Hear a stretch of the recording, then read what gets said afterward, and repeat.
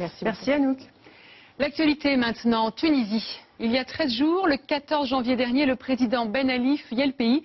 Mais aujourd'hui encore, avec la grève générale et des manifestations, la rue ne relâche pas la pression.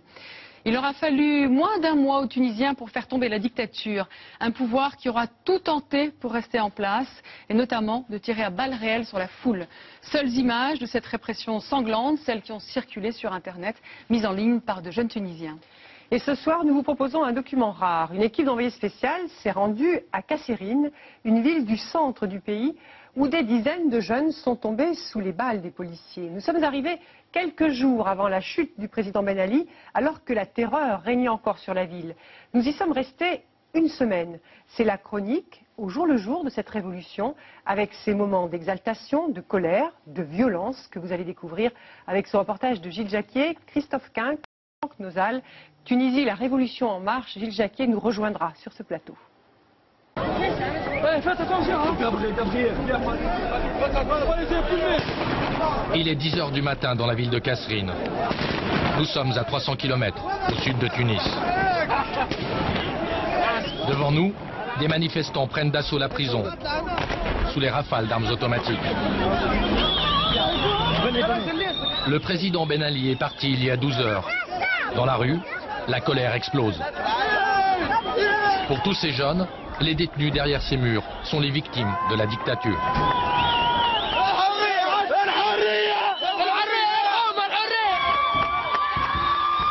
Dans la foule, des femmes, des hommes. Ils ont moins de 30 ans.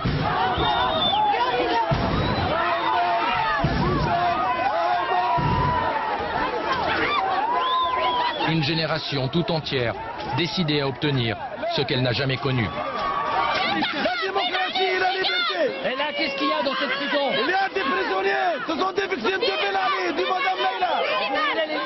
Oui, oui. Les jeunes réussissent à enfoncer une porte. Le parloir de la prison est saccagé.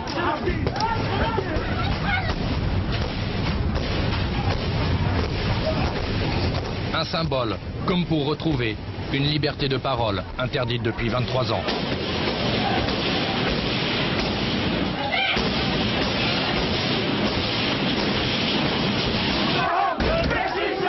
À l'extérieur, les émeutiers tentent de forcer la porte principale. Ici, le surnom des habitants de la région, c'est les Frachiches. Ils scandent un slogan, le même, qui résonne dans un stade de foot, les soirs de victoire.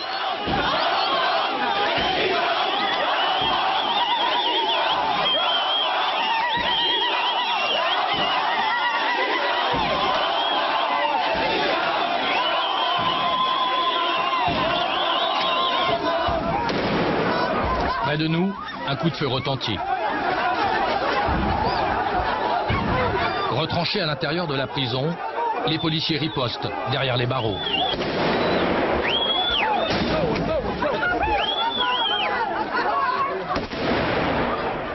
Devant notre caméra, à découvert, un homme s'avance. Il est touché à l'épaule. Qu'est-ce que tu as? Qu'est-ce qui se passe? T'es blessé? C'est une balle?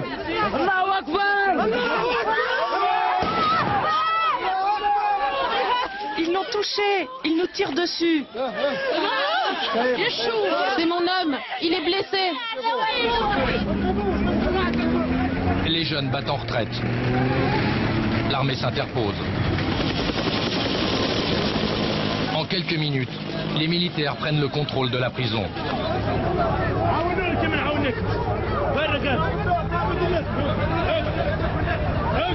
Ils donnent même l'ordre de libérer tous les détenus. Comme cet homme, porté en triomphe. Ils sont les premiers amnistiés de la révolution tunisienne. Certains sont des prisonniers politiques, d'autres de droit commun. Mais tous étaient condamnés à de lourdes peines. Moi j'ai pris 30 ans pour avoir fait des chèques sans provision.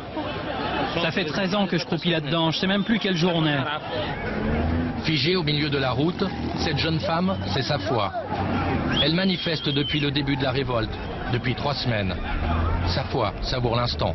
Malgré le cartouche, malgré la police, je ne suis pas peur. Et tous les gens ici n'ont pas peur parce que le pouvoir de Ben Ali est tombé. C'est tout. Elle a 26 ans et n'a connu que le régime de Ben Ali. 23 ans de dictature. Safouat, si je dis que tu es une révolutionnaire, tu me dis quoi?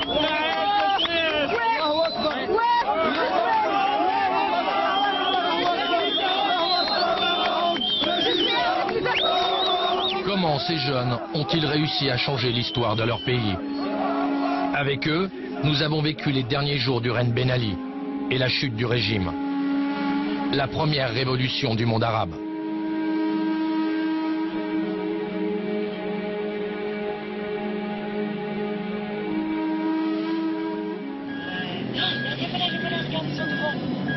Nous arrivons dans les faubourgs de Kasserine, 2 jours avant la chute du président Ben Ali. Ici, la répression aurait fait des dizaines de morts. Sur la route, première image de la contestation. Ces jeunes qui bravent le couvre-feu. Reste à distance. Reste à distance. Ils nous laissent passer. Direction l'hôpital pour évaluer le nombre de victimes. Le directeur de l'établissement nous autorise à filmer, mais il ne veut pas donner de bilan. On peut aller voir les gens qui ont été blessés dans des événements. Oui, j'ai dit qu'il y a quelques cas, on va voir si vous voulez. Oui. Venez, il ne dit pas tout. Dans cette chambre s'entassent 5 jeunes.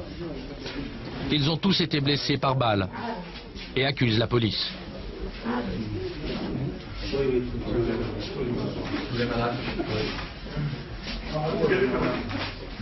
Il voulait nous tuer, c'est tout.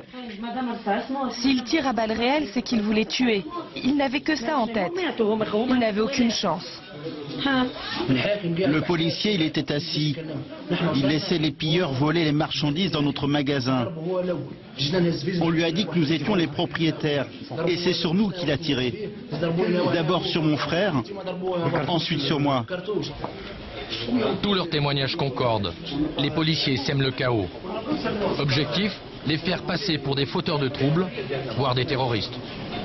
Les policiers ont tiré sur mon fils, puis ils dansaient en criant victoire alors qu'il baignait dans son sang. De quoi étaient-ils fiers? Ils étaient 6 autour de lui. Cette infirmière travaille dans le service de réanimation et elle ne décolère pas. Depuis 2 semaines, elle voit passer des dizaines de victimes. On a vu un bébé d'1 an tué par balle. Il est mort sur place. Et un autre de 7 mois, un bébé de 7 mois arraché des bras de sa mère dans un hammam, lui aussi tué par balle.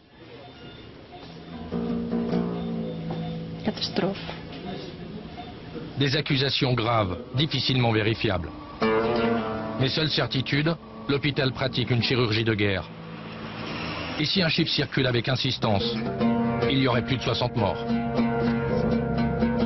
La plupart des victimes vivent dans le quartier le plus pauvre de la ville, à Ezour. À notre arrivée, la tension est palpable. Et les gars, il y avait un sniper là-haut. Il a vu votre voiture arriver. Il a pris la fuite. Vite, venez par là. Entrez dans la maison. Malgré le danger, la famille Saadaoui s'est rassemblée pour une veillée funèbre. Tous pleurent Walid, tué la veille, lors d'une manifestation.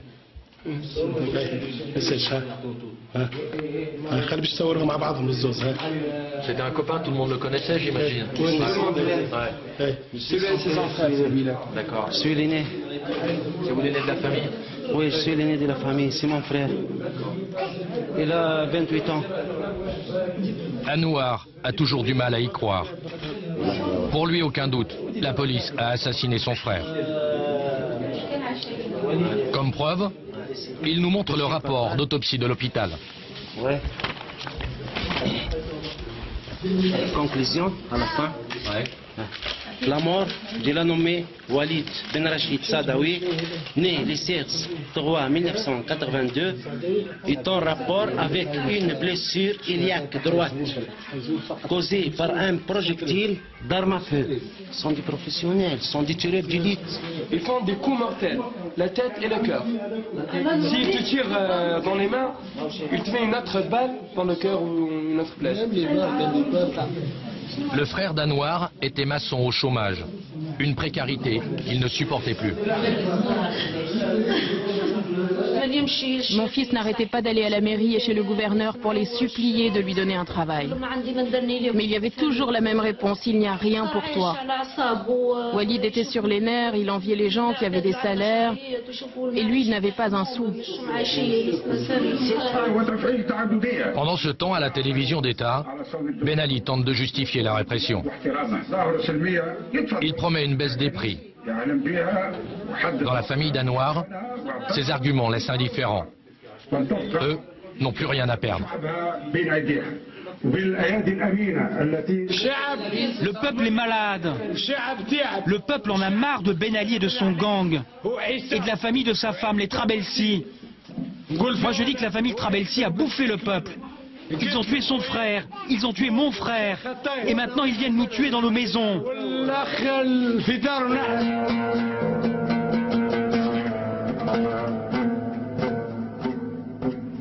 Le lendemain, nous retrouvons Anouar au marché. Il veut nous montrer la misère de son pays. Sur les étals, quelques fripes, un peu de nourriture et surtout des vendeurs démunis. Cet homme, des bons du thé, des œufs, un peu de cigarettes. En 2011, c'est la Tunisie, la réalité. Tous ces vêtements d'occasion sont entrés en fraude dans le pays. Et pour avoir le droit de les vendre, les autorités locales rançonnent les commerçants. Montrez-moi, monsieur, vous me disiez, ça c'est toute une ville. Bien sûr.